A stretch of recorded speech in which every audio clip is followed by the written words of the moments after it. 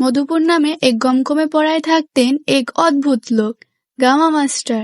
কেউ বলতো উনি এক জিনিয়াস বিজ্ঞানী, আবার কেউ সোজা বলে দিত পাগল।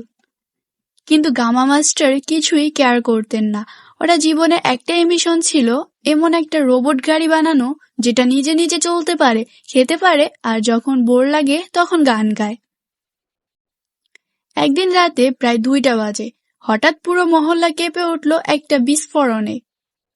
লোকজন ভাবল নিশ্চয়ই ট্রান্সফরমার ফেটেছে, কিন্তু না।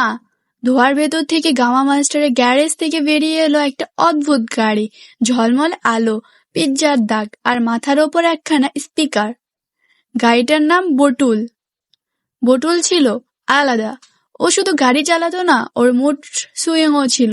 শুধু হর্ন বাজাতো না, মতামত দিত। যে ড্রাইভার সিটে বসতো, বটুল বলতো, সিট বেল্ট পরছো?